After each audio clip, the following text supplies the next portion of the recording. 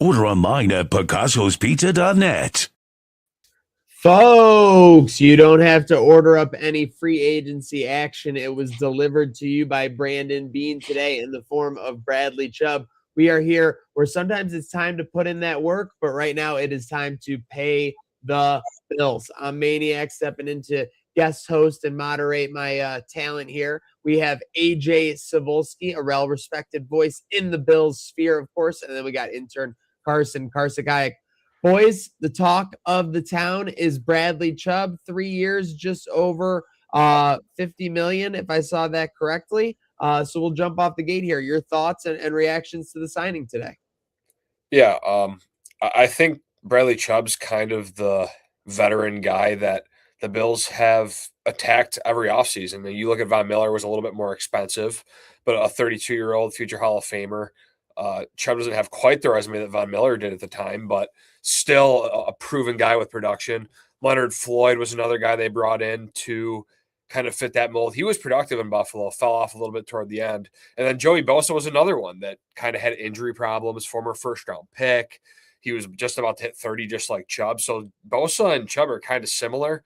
Chubb with more recent production than Bosa, but I think Chubb is, a good player. Now, can he stay healthy? He's torn his ACL 3 times, twice at the NFL and one in high school, which that gives you a little bit of concern. But he's 2 years off that last ACL tear.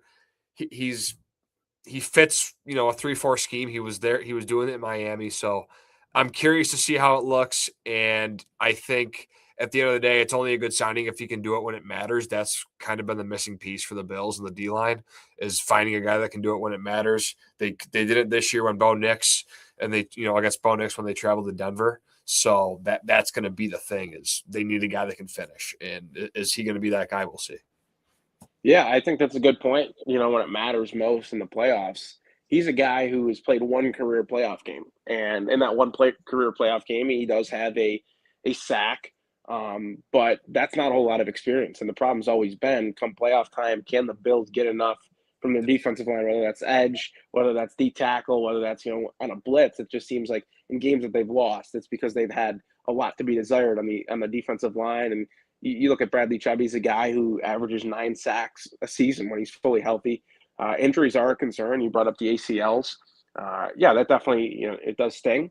I think the money a lot of people are complaining about, I did see a little much for a guy who is a little injury prone. He's getting older. I don't have that big of a deal with it, considering, the options. There's a gap in options. You have your Max Crosby's, you have your Trey Hendricksons. After that, there's a little bit of a fall off. And a guy like Chubb, he's a veteran. You know what you're getting. I'd compare this to a Leonard Floyd type of signing that we had a few years ago. Leonard Floyd, like you mentioned, AJ, had a great start to the year, kind of faded away as the year went on. But a guy in Chubb who I think if he stays healthy, he's going to be good for 8 sacks a year, 8 to 10.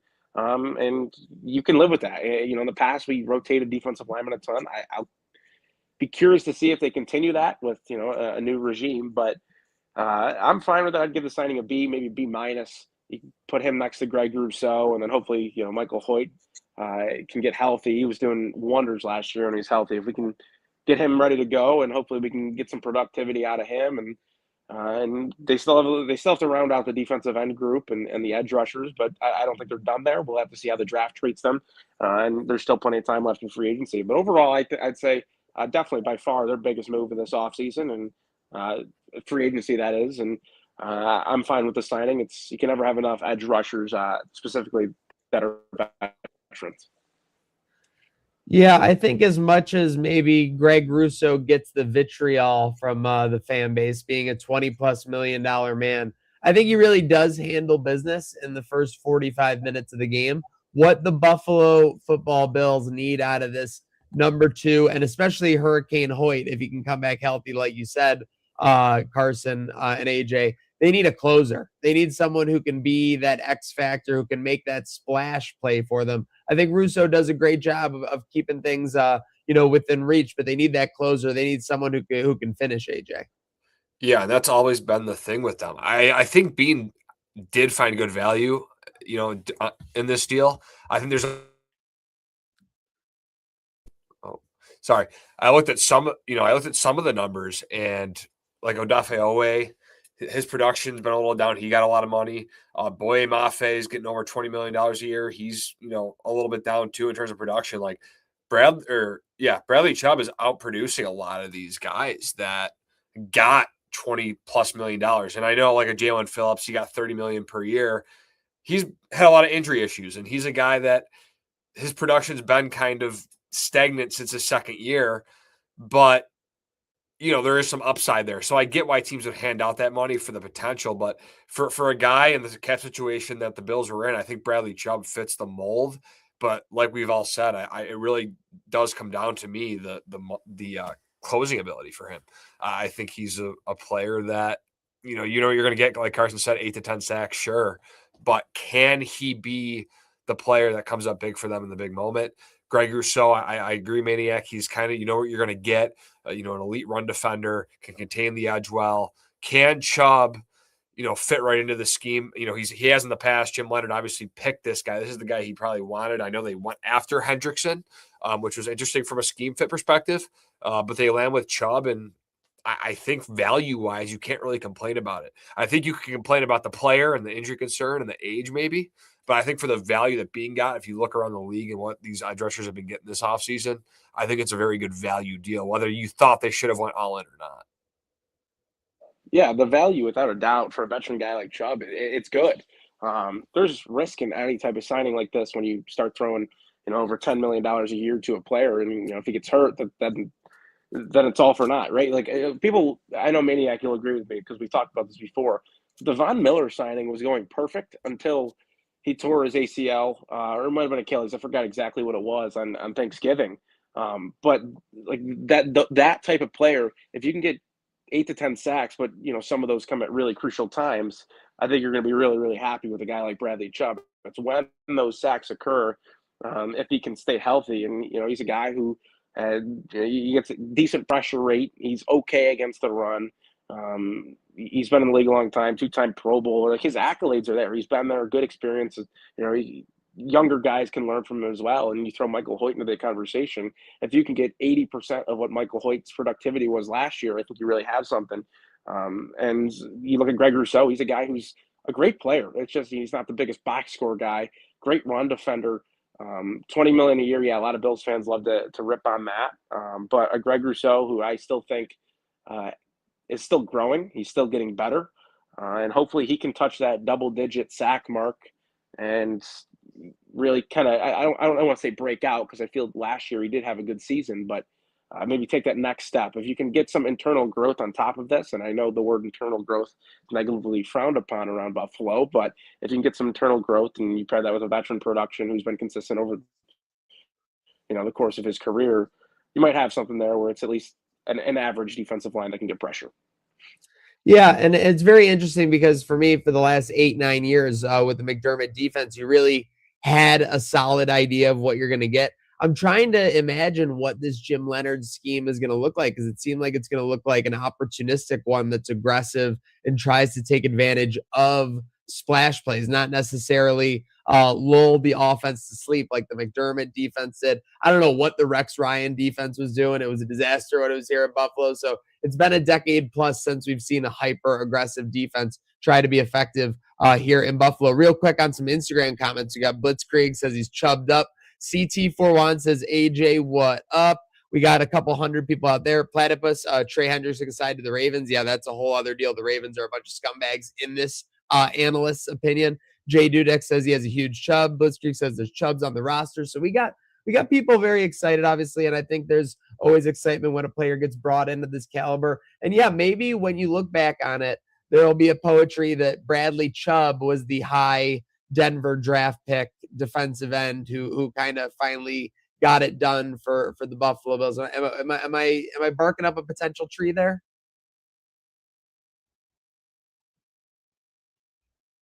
No, I don't think so at all. I think there certainly is a possibility that Chubb can contribute to the end goal of where we want to get to. Right? It's just I brought up his lack of playoff experience before, and that does kind of nerve-wrack me a little bit, because the playoff is where we had struggled with the defensive line and getting home. But I do think Bradley Chubb's I said this when we got DJ Moore too. At the end of the day, we got better today. And that's all you really can ask for. It's been a really quiet offseason so far as free agency is concerned, but there's still guys out there. They're going to go out. They're going to make their moves with depth. They created a little bit of money with Josh Allen, I think probably directly for this move, with him restructuring his deal. And, you see the extension with Dawson Knox as well. And shout out to Dawson Knox. We thought he was probably gone this year with, the financial situation with him. Fine player, had a good year this year, I thought. Probably his best year in the last 2 to 3 years. Got the extension, saves the Bills a little bit of money, and a core guy that you like to have around. But collectively, there is some money to spend still out there. Still some money to save, I'd assume, if you're Brandon Beane. And I don't think this team's done yet with their moves. They'll round out the roster, maybe make another addition or two, and we should be looking, in the next 2 to 3 weeks. That's when we should really have an evaluation of how this free agencies went. Yeah, I think there's been 2 big splash signings so far, and sorry to cut you off, AJ, but let me jump back to you there, Carson. Do you think, do you have anything in mind? I mean, Beane obviously opened up that cap space today. Clearly, a bunch of it just went to the Bradley Chubb of it all. Could there still be anything looming as far as maybe one more weapon for the offense? Is there anything that you have your eyes on in the remaining free agency pool that could be feasible for this Buffalo Bills roster?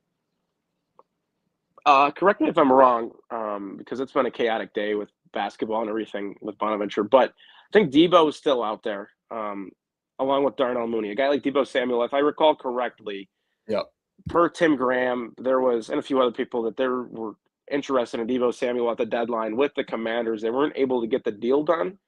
So that's a guy who maybe they circle back on and take a look at, a guy who is productive, and I think you can be very creative with him. And you look at the common theme with these Bills wide receivers, DJ Moore, you can throw him anywhere. Khalil Shakir, you can throw him anywhere.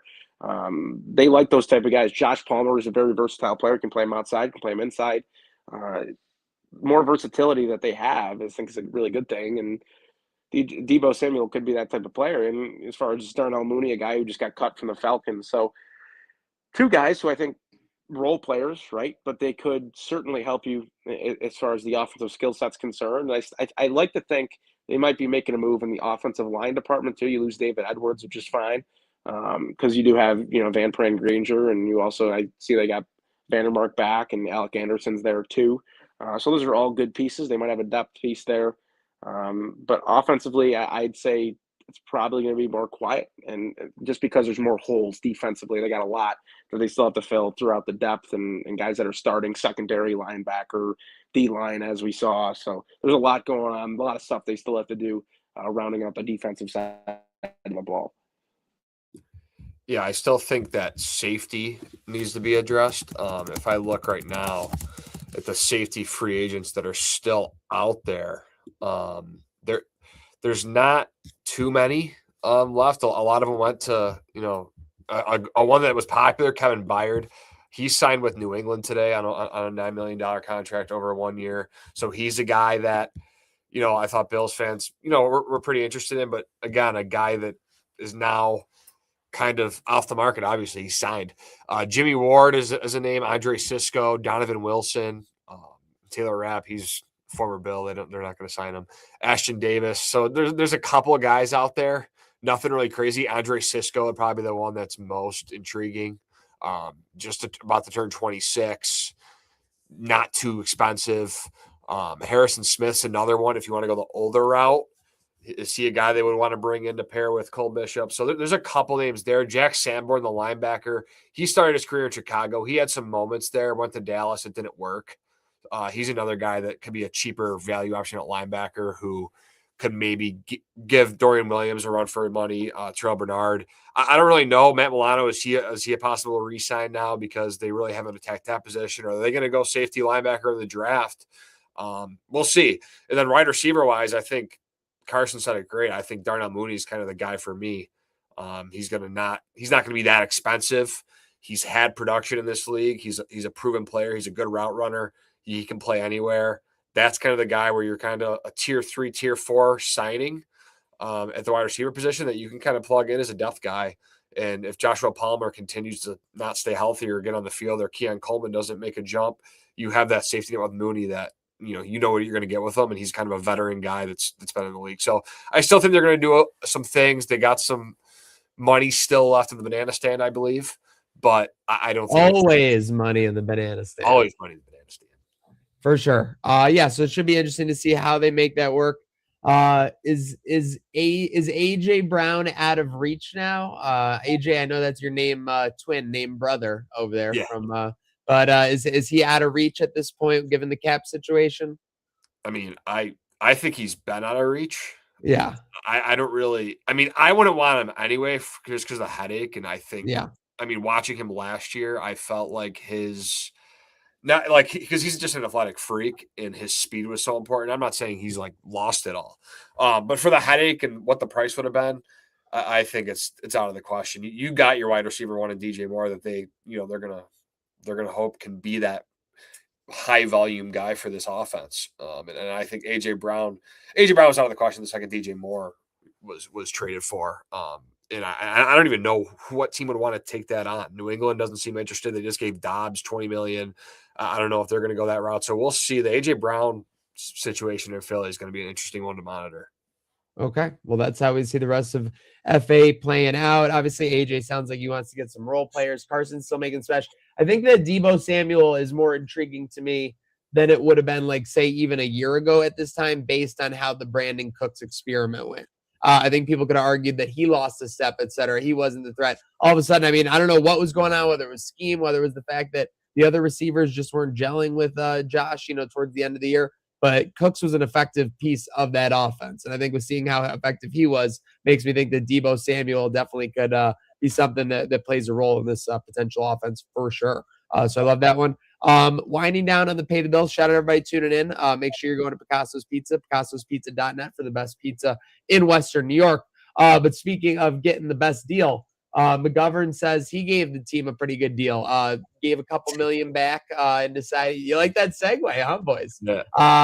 Connor McGovern getting the deal done. An interesting week. Last, 6 days ago, we were signing DJ Moore. Then a couple days after that, it was Tim Graham's article in The Athletic that they hadn't spoken with McGovern, and that kind of rubbed the fan base a little bit of the wrong way. Everything that Brandon Beane does is kind of moving the needle for the fan base one way or the other, and it's doing so very fast. But then about 24 hours later, Josh Reed comes out. McGovern and co have been speaking, and then not too long after, McGovern and Beane and the Bills get the deal done. So interesting to see this play out, AJ. Nearly a $500 million deal. And it seems like a beat reporter's story kind of played a massive role in tipping the scales to getting it done. Well, yeah, at first, I think the reaction was like, Tim, you weren't right. Like, you were wrong. And they were, some fans I think were questioning his intel or his sources, but he responded to somebody and was like, I talked directly to Connor McGovern for this story. And he told me everything. So I think that conversation, at least spearheaded something in some sort of communication between Beane and McGovern. Now, McGovern spoke to the media a few days ago, and it seemed like he always wanted to come back here, and he always thought that was going to be the case. Now, he thought he was going to be able to test free agency or go to test free agency, but he realized once he saw the offer that, is a couple $1 million that much of a difference. He's going to have a baby in May with his wife. He's going to, he's been here for a few years now. He loves the guys. He loves the players. He loves the area. So is that really worth it to him? He didn't really think so, and that's kind of why he made the choice to stay. But in terms of the source off, I know Josh Reed reported a few days later that they were in contact. So I think it was more of a, they kind of utilized Tim Graham, kind of McGovern, his agent, whatever, to kind of get that deal rolling and kind of make a statement publicly that like Connor McGovern does want to be here, and saying that he assumes that he's not going to stay. The kind of that headline, I think that definitely spearheaded some conversations. But that's a huge re-signing for Brandon Beane at that value, especially with what Linderbaum got. And I forgot where he went, but he got $27 million a year to kind of reset the center market. To get that done before, to get the McGovern deal done before that is huge. And to get him at 13, I think is a big steal for this team and this offense. I like that. Intern Carson, sorry, are you with us?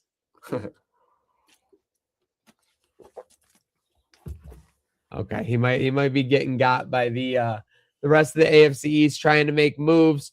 I had mentioned the AJ Brownville. I know we talked about McGovern, so glad he's back. Great value. I agree. It seems like we're going to lose David Edwards. Alec Anderson going to play a huge role in being able to swing around, fill out the depth on multiple fronts for the Bills offensive front. A funny note on the AJ Brown of it all is it seems like he definitely wants to get traded. I think I read that his preferred targets were the Chiefs, Patriots, and Bills, and maybe one other team, but the Patriots were the only one that wanted him. Did you see that blurb, AJ? I saw that his interested teams. I didn't know about the teams that were actually interested in him, but I saw that he was interested in the Chiefs, Bills, Patriots, and there was one other team. I can't think of it either. I can't express how fortunate we are that New England did not win that Super Bowl, because it would have just continued the delusion that this was like a top tier team. Now, are they in the top maybe 10 or 12 teams in the league? For sure. I think they'd made that jump last year, and that's definitely impressive based on where they were. But to be like 2, top 5, etc., just bizarre. Definitely not the case. A strong defense, but hopefully they don't find offensive weapons. I know they signed Doubs, but I don't think that's going to be the answer to their problems. As we wind down here on Pay the Bills pod, just any other topics you want to get to before we get to our fun one, AJ? No, I think I'm good. I mean, the Bradley Chubb signing, massive.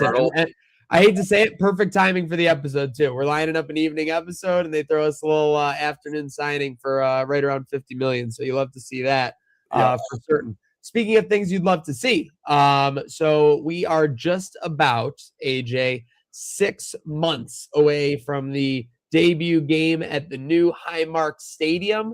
So we were starting to kind of just buzz a little bit about it in the chat.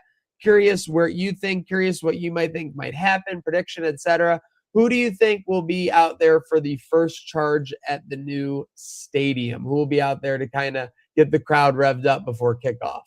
So I know this won't get the crowd the most revved up, but I think this will be the most maybe emotional. But I thought of it quickly, and it was just the first thought that came to my head. It's not a specific person, but it's going in a specific direction.